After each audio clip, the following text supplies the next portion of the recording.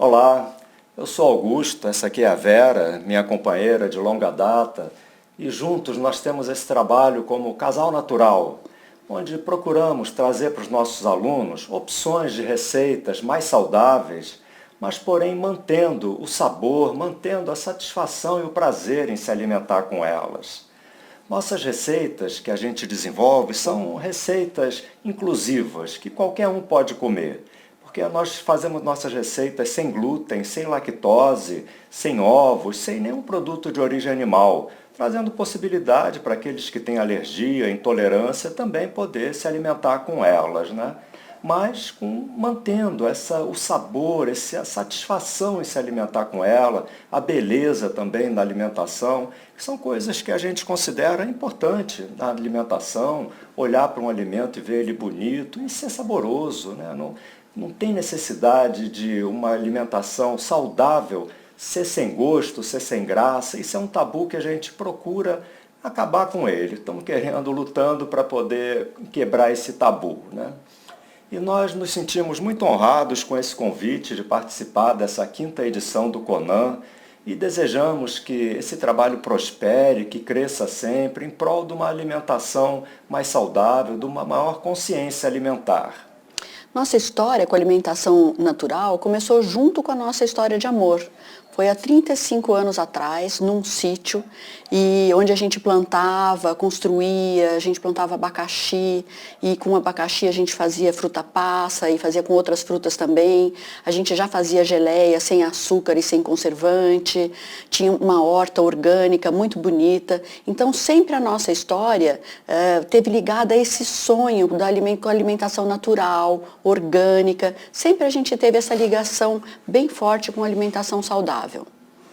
Pois é, e por morar longe, né, como a Vera falou, a gente morava longe de tudo, era no meio do mato mesmo, e eu sempre gostei muito de pão, então eu comecei, e também o nosso sonho, né, de ser autossustentável, a gente buscava fazer tudo, aí eu comecei a fazer o nosso próprio pão. E de lá para cá eu não parei mais, venho fazendo pão já há todos esses anos, eu venho fazendo pão para nós, para nossa casa, e cheguei a fazer muito pão para vender também, sabe? Aí chegou uma época em que eu comecei a perceber em mim, olhando para mim, que algumas coisas de alimento, algumas coisas que eu comia não me faziam bem. E a primeira delas que eu pude perceber foi o leite. E foi simples para mim, simplesmente parei de beber leite e pronto, né? Não tive problema nenhum com isso. Depois, mais para frente, foi a vez do glúten. Quando um médico amigo meu me falou que eu devia parar de comer glúten. Aí realmente não foi tão fácil, né? Porque eu gosto muito de pão, sempre gostei muito de pão, fazia pão para vender, inclusive, e de repente vem isso de não poder comer mais glúten, né? Como é que eu ia ficar com isso? E aí eu me perguntei, mas por quê, né? Que o glúten, o trigo, né, que sempre foi um alimento tão importante na vida do homem, na história, há muitos e muitos anos o homem vem se alimentando com trigo, de repente passou a ser um vilão para a saúde da gente, né? E aí a gente começou a estudar o que tinha acontecido com o trigo que causou isso. E aí a gente percebeu que foram mudanças genéticas, né, muito importantes para a agricultura, para facilitar o manuseio da colheita. É verdade. E assim, o trigo antes, ele media 1,60 m, 1,60 m, 1,80 m, né? tinha. E agora ele mede 60 centímetros. Então, com isso também, toda essa transformação causou um aumento muito grande na quantidade de glúten que tem no trigo. Então, isso muda totalmente. Além disso, aumentou muito o consumo de trigo no dia a dia e as pessoas consomem trigo em praticamente todas as refeições, no café da manhã, no lanche, no almoço, no outro lanche, no jantar, seja em pão, bolo, torta, biscoito, pizza, então acaba tendo uma saturação, né, do organismo, e aí a gente vê cada vez mais frequente casos de intolerância ao glúten e até mesmo alergia. As pessoas celíacas, né, que não podem comer nada, às vezes até no ar faz mal, né? E isso está crescendo muito no mundo e às vezes é um difícil diagnóstico, às vezes as pessoas demoram muito para perceber. Outro dia uma aluna, falou, eu não percebia a intolerância, porque tem médicos que dizem que todas as pessoas têm algum grau de intolerância. E às vezes quando come dá uma sensação estufada, de mal-estar, e as pessoas não sabem o que que é. Pois é, e o glúten ele causa realmente isso, uma inflamação no nosso intestino, né? Isso para todos nós isso acontece, só que para uns às vezes vão perceber lá na frente, outros nem conseguem perceber muito bem, mas algum malefício para a saúde está fazendo com certeza. Então evitar o glúten é uma coisa boa para a saúde da gente mesmo, sabe? Agora, não quer dizer que não possa comer glúten também, né? Se a gente tiver uma alimentação mais variada, está sujeito a de vez em quando poder comer alguma coisa com glúten e não se sentir mal também, né? E desse jeito eu comecei a desenvolver as receitas sem glúten, sabe? Comecei a aprender a lidar com as farinhas sem glúten, entender como é que elas funcionam, porque no início realmente não foi muito fácil. Eu estraguei muito pão, sabe? Até conseguir chegar num resultado satisfatório, entender que precisava fazer um mix de farinha, porque fazer um pão sem trigo exige algumas técnicas que a gente precisa saber. Porque o trigo mesmo, ele é um cereal completo. Ele dá liga, ele dá estrutura, ele dá crocância, maciez. Por causa do glúten fica tudo mais fácil, né? Fazer as coisas com trigo. Mas ainda não existe nenhuma farinha que substitua a farinha de trigo sozinha. Uma farinha só não faz tudo que a farinha de trigo faz. Então é muito importante, é um dos fatores importantíssimos, é entender o funcionamento das farinhas, entender os mix que a gente precisa fazer com ela. E como naquela época não tinha a informação que nós temos hoje, né? O jeito era ir por tentativas, entre erros e acertos, e vim desenvolvendo e até conseguir chegar agora numa combinação, entender as combinações e chegar nas receitas que possam atender realmente a gente agora, sabe? No começo, os pães ficavam horríveis, duros, muito feios, né? Sem aquela textura airada, bonita, né? Sem ficar fofinho. E muitas vezes eles assavam, ficavam até bonitos, depois murchava. Ô, decepção, né? Então era uma coisa assim que realmente exigiu um tanto, assim, foi bem difícil chegar num jeito legal de fazer pão, que hoje muitas pessoas falam que é o melhor pão sem glúten que já comeram. E agora, ao longo desse tempo, né, adquiri uma prática, eu comecei a fazer pão sem glúten há mais de 15 anos já, que eu iniciei nesse trabalho com alimentação sem glúten também, né? E com essa prática eu já consigo transmitir para nossos alunos, né, algum resultado melhor através dessa experiência, né? Porque não há necessidade da gente sofrer por não poder comer glúten mais. Hoje em dia não precisamos disso, tem muitas opções boas que existem, é possível a gente se alimentar muito bem, muita gente sofre, né? Quando fala, não posso mais comer pão, é um sofrimento, não comer pão, não comer bolo, né? Pizza, e doces, tantas coisas boas que se faz com trigo, mas não há necessidade de sofrer com isso, é possível a gente trabalhar com outras farinhas e conseguir receitas muito boas, não deixam nada a desejar as receitas tradicionais hoje em dia, né? Muitos alunos falam isso, muitos parentes nossos, amigos, falam que se não falasse que era sem glúten não saberiam, né? E agora vocês vão ver uma receita que a gente vai fazer, né, que a gente vai disponibilizar para vocês. Ela faz parte do curso online que a gente tem de padaria sem glúten vegana. E está disponível no nosso site. A gente vai mostrar agora para vocês uma receita de esfirra sem glúten, sem leite, sem ovos, sem nada de origem animal, mas com muito sabor. Com muito sabor. Muito gostosa. Espero que vocês gostem também. Olá, agora então eu vou fazer aqui uma massa que pode ser utilizada para fazer esfirras abertas, que é um jeito bem legal, é uma massa especial que eu vejo, porque ela tem nela flocos de quinoa, que é um alimento muito bom, nutritivo, né? Passa a ser um funcional também. Então vamos ver o que eu vou usar para fazer essa massa. Toda massa sem glúten, sempre nós vamos precisar de um mix de farinha, tá? Então o que eu vou precisar para essa massa aqui? Eu vou usar farinha de arroz, pode ser branca ou integral, de sua preferência. Vou usar os flocos de quinoa também. Vou usar polvilho doce e vou usar também fécula de batata. Isso aqui são as farinhas que eu vou utilizar. E aí eu uso esse ingrediente, que é o psyllium, que eu costumo usar nas minhas massas, assim, porque ele me dá elasticidade na massa, tá? Para pão, pizza, esse tipo de massa assim, esfirra, eu sempre gosto de usar ele. Vou usar também azeite extra virgem que eu uso, tá? Uma quantidade dele, um óleo para massa. Vou usar também um fermento aqui, que é um fermento biológico seco esse. Vou usar sal e bicarbonato. Então os dois juntos aqui, eu sempre uso bicarbonato para esse tipo de massa também, uma quantidade. A receita vocês têm ela na apostila, não precisa se preocupar. E vou usar também aqui um pouco de um vinagre. Esse aqui é um vinagre feito em casa, é um vinagre de kombucha, mas pode ser usado um vinagre de maçã ou vinagre de sua preferência. E água para dar o ponto que eu preciso na massa. Então, primeiramente, o que eu vou fazer? Eu vou montar o meu mix de farinha aqui. Então, eu vou colocar aqui a minha farinha de arroz, colocar a fécula, todos os secos eu vou misturar aqui primeiro. O polvilho, a fécula de batata, antes foi a quinoa, né? Os flocos de quinoa. Aqui a fécula de batata. Vou colocar já também o meu psyllium. Vou colocar o sal e o bicarbonato já aqui.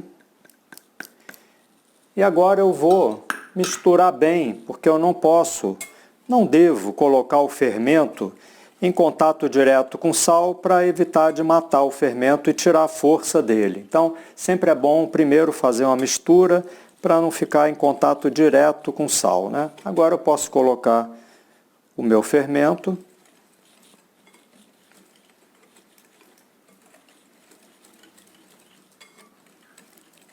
Eu já estou com o meu mix pronto, juntamente já com fermento, sal e bicarbonato.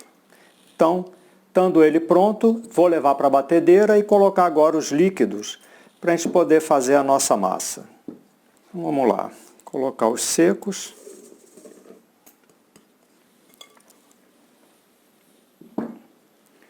Colocar o meu azeite.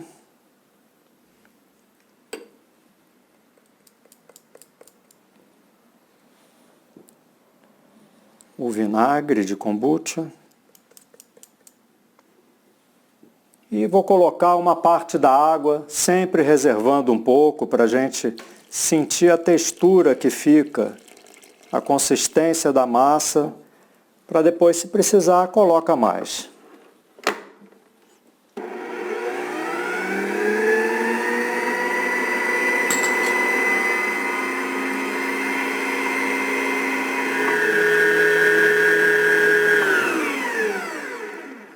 Mostrar para vocês como é que está ficando ela, para depois vocês verem a diferença que vai acontecendo.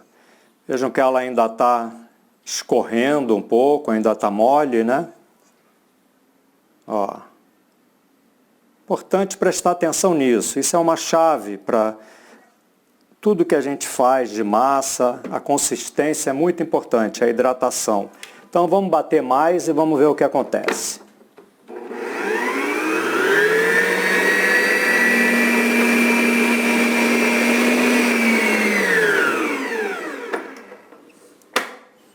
Vamos ver como é que ela está agora. Vocês vão poder ver que já modificou muito a consistência dela. Olha como ela está. Já não escorre mais.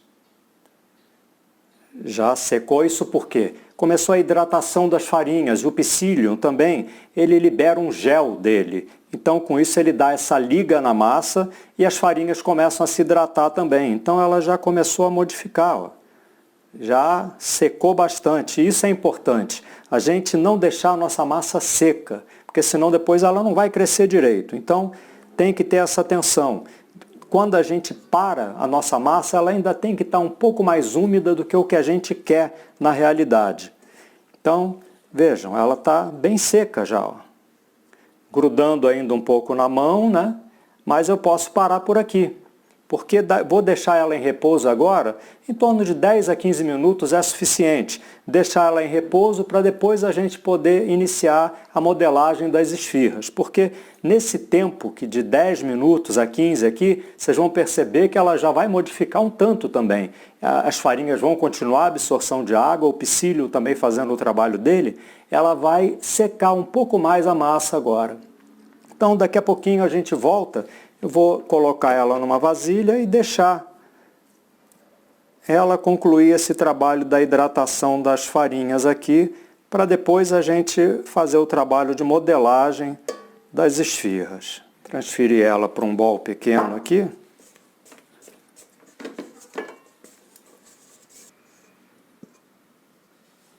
Pronto.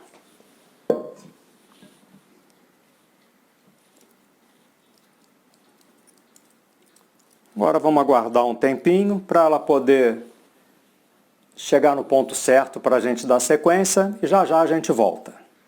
Agora nós estamos já com a nossa massa da esfirra. Pode ver que ela agora já nem gruda mais na mão, né? Já ficou reposando em torno de 15 minutos. Agora eu vou poder abrir ela, trabalhar a massa e deixar ela crescer mais para depois poder assar.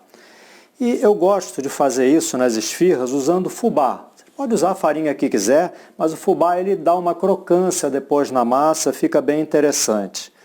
Então eu vou polvilhar aqui, vou fazer em cima dessa tábua, polvilhar com fubá. Vou pegar uma parte aqui. O tamanho aí depende do que vocês querem fazer, maior ou menor, mas normalmente é em torno de 100 gramas, é suficiente para fazer uma esfirra, não muito grande mesmo, né? É bom bolear ela.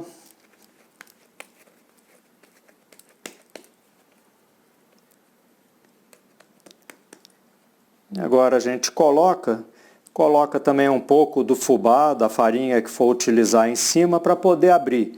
E começar do centro sempre, né? Vamos começar do centro para as bordas, para a gente deixar aquela bordinha no final dela, gordinha, como é uma esfirra mesmo.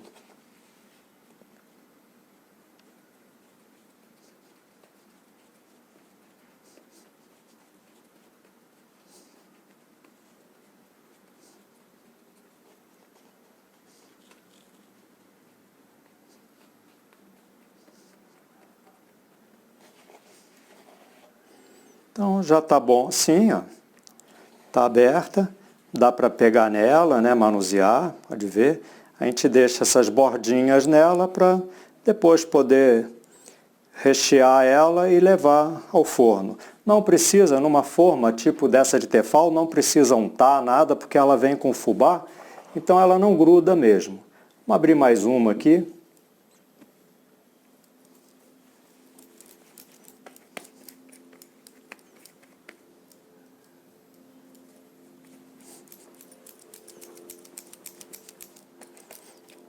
Boleando ela, um pouco de fubá em cima e de dentro para fora vem abrindo.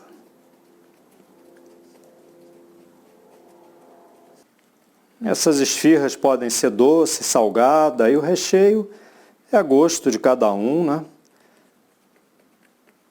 Pode fazer ela com chocolate com banana, morango com chocolate, ou com o recheio que quiser, salgado também. Ela aceita todos os dois, doce ou salgado, ela aceita muito bem. Então está aqui mais uma. Nesse tamanho dá para a gente brincar com ela um pouquinho na mão, né? Então vamos levar. E agora vamos deixar, vou colocar ela num ambiente, num forno fechado, desligado, esperar ela crescer um pouco e depois a gente já pode, nesse tamanho que é essa massa aqui, já pode colocar o recheio e levar direto para assar depois, tá? Então, quando ela estiver pronta, a gente volta aqui. Então, agora vamos fazer a finalização das nossas esfirras, que a gente abriu, deixamos repousar em torno de meia hora. Então elas estão prontas já para receber o recheio e ir para o forno bem quente, deixar ele pré-aquecido, bem quente mesmo, para poder dar o efeito que fica gostoso nela, tá? Então eu vou rechear ela com um creme de palmito que eu fiz aqui, palmito e champignon, que eu gosto muito desse creme, né? É um palmito refogado que eu fiz, depois com champignon, e coloco também um creme de leite feito à base de castanha de caju, que é uma coisa muito simples, é só deixar a castanha de caju de molho em torno de umas 6 a 8 horas assim, bater com um pouquinho d'água no liquidificador, vira um creme maravilhoso, não precisa coar nada e dá a consistência que eu quero também aqui no meu creme, que não pode ser uma coisa aguada para colocar em cima da esfirra. Qualquer recheio que a gente vai fazer não deve ser um recheio aguado aqui em cima, tá? Então esse aqui é cremoso, tá num ponto bom, então vamos rechear a esfirra.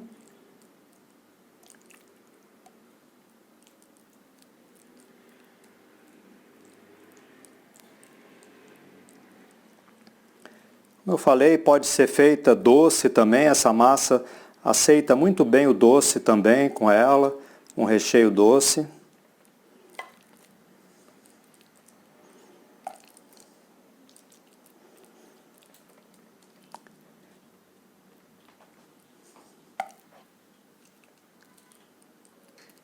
Pronto, então as esfirras já estão recheadas, meu forno já está lá bem quente, esperando para receber ela. Vou levar ela para o forno agora e depois ainda mostro para vocês como ela ficou depois de assada, tá?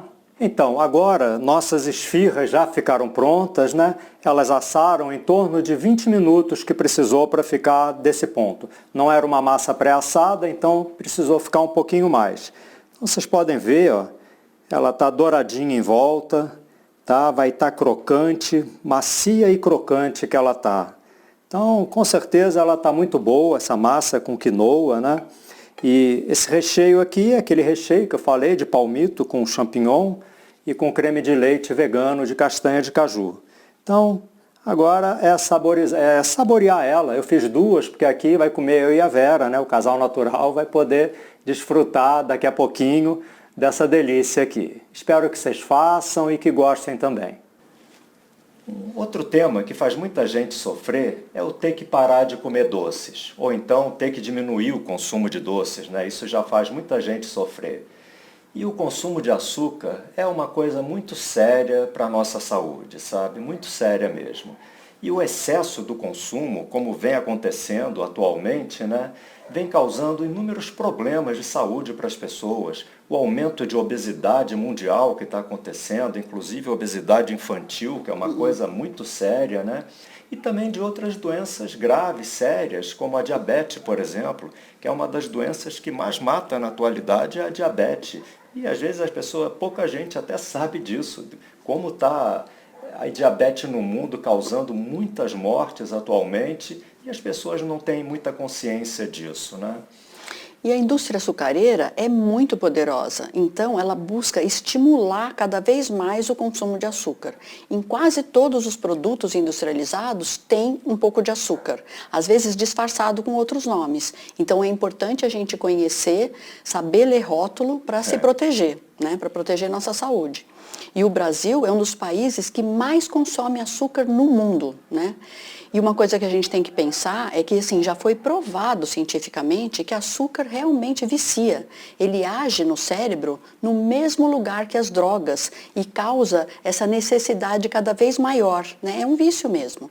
E parar, tanto é que quando para, às vezes chega até a gerar uma crise de abstinência. Com certeza. Às vezes, nos nossos cursos presenciais, eu faço uma brincadeira assim, eu faço uma pergunta. Quem aqui é viciado em drogas? As pessoas se espantam um pouco com a pergunta, né? Dá aquele silêncio, claro, que ninguém levanta a mão, né? Aí eu falo, que ótimo, né? Então quer dizer que ninguém mais consome açúcar aqui, né? Aí é aquela gargalhada, né? Pois é. E assim, a gente percebe que a relação com o doce vai muito além do físico, ela é uma coisa emocional, né? E assim, se a gente pensar, é o primeiro alimento de todos nós, né? O leite materno, que é de sabor doce. Depois, ao longo da vida, ao longo da infância, ele serve muito de recompensa, né? Quem nunca teve isso, né? Ah, se comer tudo ganha um doce. Até hoje a gente vê isso, né? Tem uma outra dimensão também que a gente vê quando a gente se refere às pessoas. Quando a gente gosta de uma pessoa, ah, essa pessoa é doce, né? Ou o contrário, se a gente não gosta, é amarga. Então todas essas coisas vão agindo na nossa memória, estimulando a necessidade do doce. E até bem pouco tempo, né, pouca gente sabia que o açúcar fazia mal. Eu mesmo fui criado comendo muito açúcar. Ele era usado até como remédio, às vezes acontecia alguma coisa, ah, meu filho, toma aqui uma água com açúcar. Naquela época, pelo menos, isso era comum de acontecer. Super comum. Né? Então, e não quer dizer que meus pais não gostavam de mim. Eles não tinham a consciência, não sabiam, não tinham informação. Mas nessa era da informação em que nós vivemos, não tem mais desculpa para isso, né? Os fatos existem, estão aí, nós sabemos dele, então é uma opção nossa do que queremos fazer com a nossa vida, o que queremos fazer com a nossa saúde hoje em dia, né? E a gente não quer dizer com isso que não pode mais comer um doce, nunca mais, mesmo com açúcar, né? Mas o que não pode é exagerar e também tem que saber escolher os melhores açúcares. A gente até tem um e-book que fala disso. E assim, a não ser quem tem um problema sério de saúde que não pode consumir, aí sim, aí é uma exceção, né? Mas todas as outras pessoas precisam comer com moderação, né? E a gente sabe, né, que é possível, a gente foi descobrindo que é possível fazer doces deliciosos sem açúcar e sem adoçantes artificiais, que é uma alternativa também para a gente não ter esse excesso de açúcar. Porque isso dos adoçantes artificiais também é um problema sério, né? Porque tem a maioria dos adoçantes artificiais, eu vejo que é melhor comer açúcar do que esses adoçantes artificiais que existem por aí. Então existem boas opções e nós vamos disponibilizar para vocês aqui uma videoaula que faz parte do nosso curso de doces sem açúcar e sem adoçantes artificiais. Nós vamos disponibilizar para vocês aqui.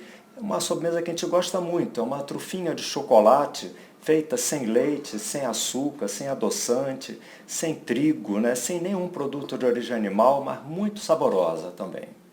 É saudável, muito gostosa, até nossos netos adoram. É verdade. Agora nós vamos fazer a receita de uma trufa de chocolate, tá? Ela é simples de fazer também, é tudo no processador.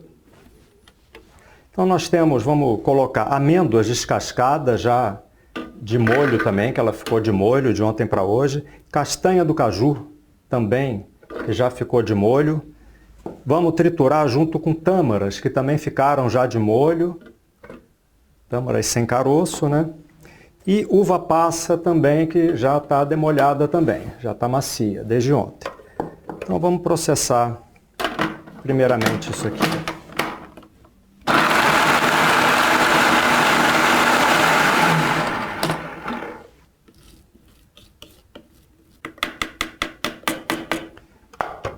Colocar o óleo de coco.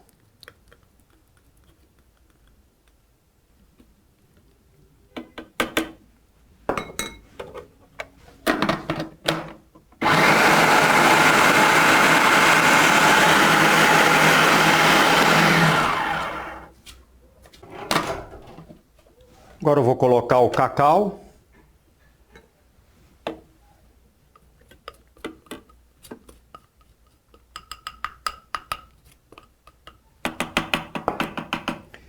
Vou colocar uma colherzinha também da baunilha.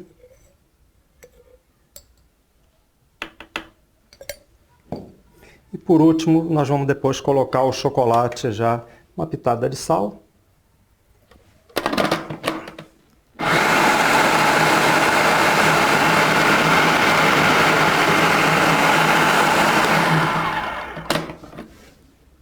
Nosso chocolate agora, nosso chocolate já derretido, né? Chocolate meio amargo, para concluir a receita.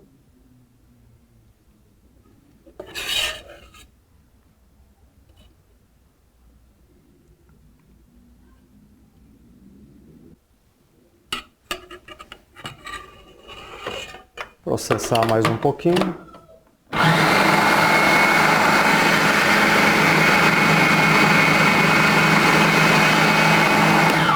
Está pronta a nossa receita aqui agora, que vai precisar ir para a geladeira para poder pegar a consistência para a gente poder manusear ela, fazer as bolinhas das trufas. Tem que passar um períodozinho na geladeira Em torno de meia hora, ela já está do jeito para poder manusear.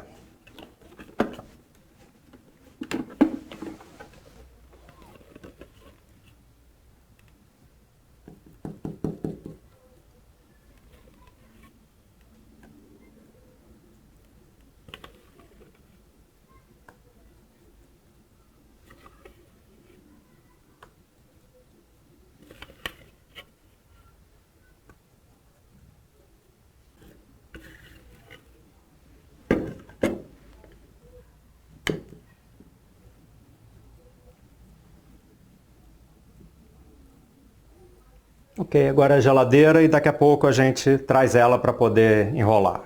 Nossa trufa já está pronta, então agora é só enrolar ela e passar. Eu vou passar ela no nibs, quem preferir pode passar no cacau em pó também, que fica bom, mas eu gosto dela muito no nibs também. A trufa eu já gosto de fazer ela um pouco maior, o tamanho dela. Enrolo ela em cima do nibs.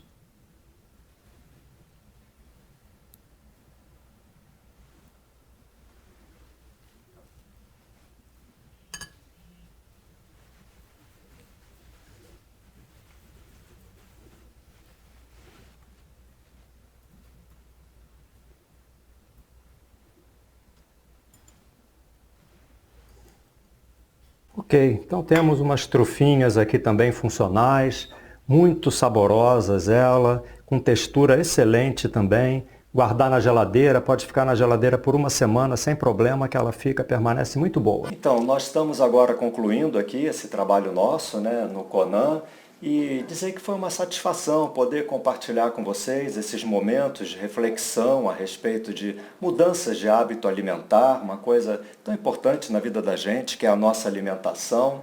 Eu sei que não é fácil mudar alguns hábitos, né? Hábitos alimentares exigem um esforço da gente mesmo, mas se queremos ter uma vida mais saudável, uma vida melhor para nós e para a nossa família, é muito importante que a gente busque fazer esse trabalho mesmo, de procurar boas opções, opções mais saudáveis para a nossa vida.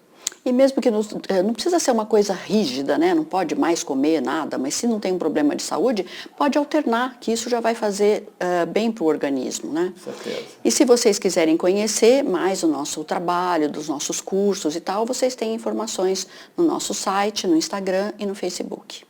Grata. Até breve.